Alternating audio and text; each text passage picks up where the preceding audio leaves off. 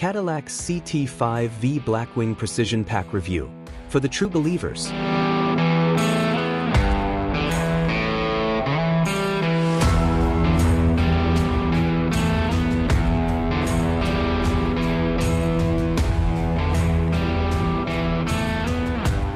New tires and chassis tweaks make Cadillac's supercharged V8 sedan, somehow, even better. GM has a history with these sorts of things. Skunkworks products developed by a team of talented engineers chasing track day heroics, taking already excellent performance cars and making them more special. There's the 5th generation Camaro Z/28, for example, or the C7 Corvette Grand Sport. Add the Cadillac CT5-V Blackwing Precision Package to that club.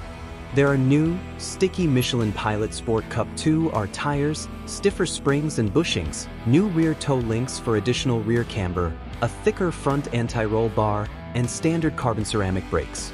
The 6.2-liter supercharged V8 remains unchanged, as does the standard 6-speed manual and optional 10-speed automatic.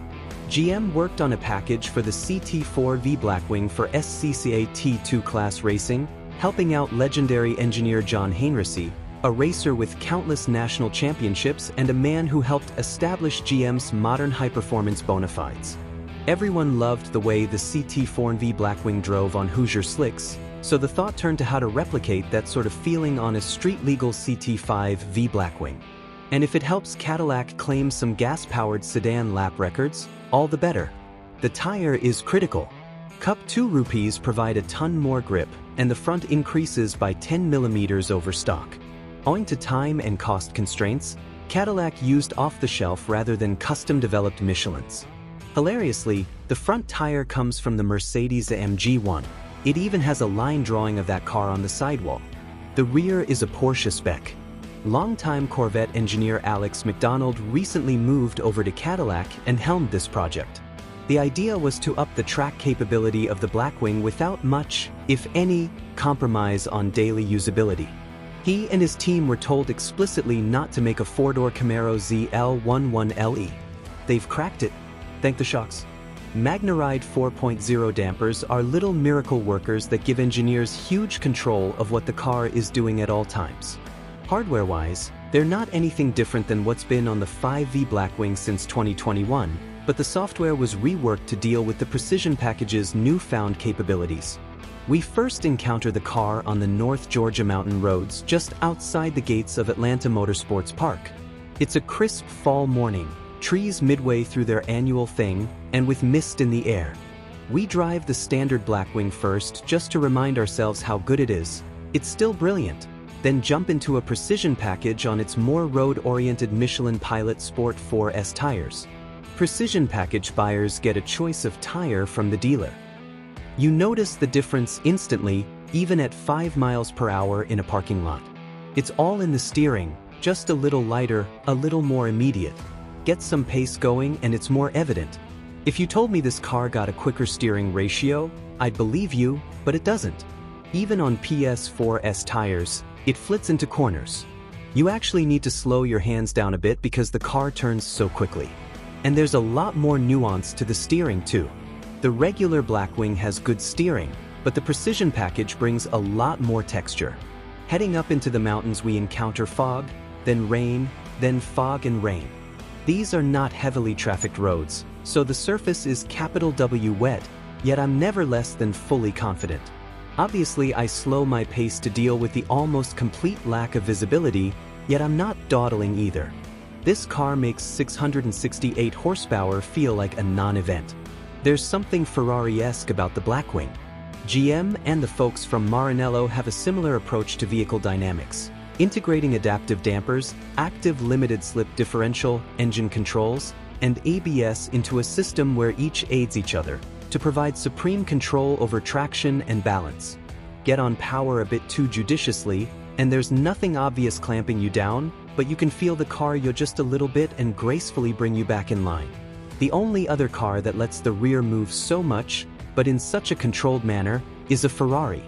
And had I not driven standard Blackwing and Precision Package back-to-back, you'd have no idea the latter has all those stiffer suspension components. This car has always been taught, It's not a light car and you have to control the weight somehow, yet it smooths off rough edges beautifully. Maybe the precision package feels a bit stiffer on the road, but we're talking fine margins here.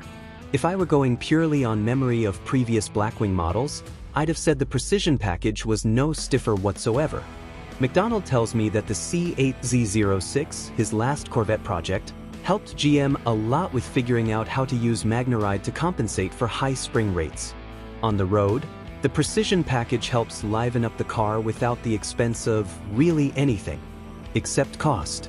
More on that. And you still get so much of the fundamental goodness of the 5V Blackwing.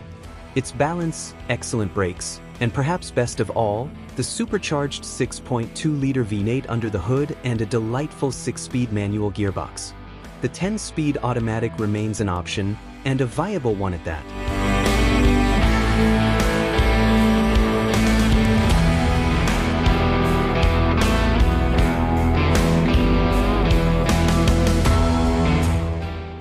The precision package comes as part of a facelift for the CT5, which externally consists of just a new front fascia.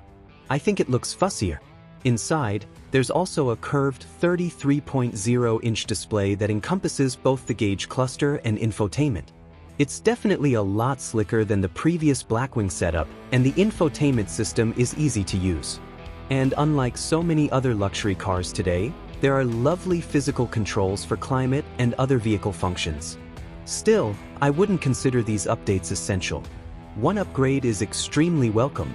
The optional performance data recorder, developed by Cosworth, has always been a wonderful addition to GM's performance cars. It allows you to record video and data of your track sessions, very useful in the pursuit of speed. Here, you can now use it to show a lap timer on the 33.0-inch screen while you're driving, and when you're stopped, you can use it to compare multiple laps to see where you're faster. An incredibly useful piece of tech that I wish all track day cars had. Speaking of the track, big gulp. Atlanta Motorsports Park does not seem to be natural territory for a CT5-V Blackwing. That's not to say it isn't a great road course car, it is, but this is an extremely tight, technical track with all sorts of weird camber and bumps to upset the car, slower corners where it'll be hard to get 668 horsepower to the ground. There's a super fast, super long carousel where there's a ton of lap time to be found, but one that also feels like a crash waiting to happen if you're not ultra careful. And there's not even a long straight to let you take a breath. You cross the start-finish and get on the brakes immediately into a downhill hairpin, the slowest corner on the course. But Brandon Vivian, Cadillac's chief engineer and an extremely fast driver himself, wants to prove that the precision package broadens the scope of the 5V Blackwing. It's one thing to show off the car at a big speed track, a VIR, a Road America, a Watkins Glen. It's another thing to come here. The precision package works here, but it's a wild ride. For starters, you definitely notice the additional grip of the Cup 2 rupees, same as on the road. The turn-in is that much sharper, and the rear follows faithfully. The PS4S is by no means a bad track tire, and you'll have a ton of fun with it too, precision package or not, but there's no question that the gummy Michelins go quicker. They're more confidence-inspiring too, which is good because I'm finding it a bit hard to muster up the courage to balance the Blackwing right on the edge of grip in the fast turn 14 to 15 carousel, and firing it in for the blind, uphill turn 16 at close to 100 miles per hour. I'm thankful for a lot in life, and today, it's GM's Performance Traction Management, PTM, system, which uses all the car's clever hardware to work wonders. I sit right seat with an engineer explaining how the differential is constantly locking and unlocking based on how you're braking, what sort of steering inputs you're putting in, and how you're getting back to power. And how the dampers provide pitch and roll control, and work with the clever diff, the ABS, and the engine and transmission. And how the brake balance constantly adjusts on the fly. In my hands, it often feels like the car is cradling you, holding you exactly where it thinks you should be, and making micro adjustments as the situation evolves. You notice it most out of slow corners where you can bury the throttle and let the car figure it out. There you can hear the engine stuttering as it cuts ignition and spark, just like the fancy systems in modern race cars. But a lot of times, you simply have the sense that the car is doing something, but not exactly what. It is digital, but it feels largely analog. Still, on this track, you're constantly reminded that the CT5-V Blackwing is a powerful, heavy car. You have to put a ton of faith into the systems. If you turn traction and stability control off, tread very, very lightly. Even though you can lug the car around in a higher gear and let the supercharged torque pull you out of slow corners, it's better to grab second a couple of times around this lap. And trying to shift while managing AMP's constant barrage of challenges is extremely difficult. How can you shift when you're almost never going straight? Here, the automatic shines. Leave it in drive. It figures out you're on a track and it selects the right gear every single time, and its shifts never upset the balance. I hardly bothered using the paddles. Still, I struggled. Not just with my driving, but with the precision package itself. It's undoubtedly brilliant and ultra cool, but it also costs $18,000. That includes $9,000 in mandatory carbon ceramic brakes, sure, but it's still a ton of money. And while it makes for a better Blackwing, there aren't many better dual-purpose street and road course cars out there. It's only so much better than the standard car, which is still superb in every way. Plus, the Cup 2 rupees are a tricky tire.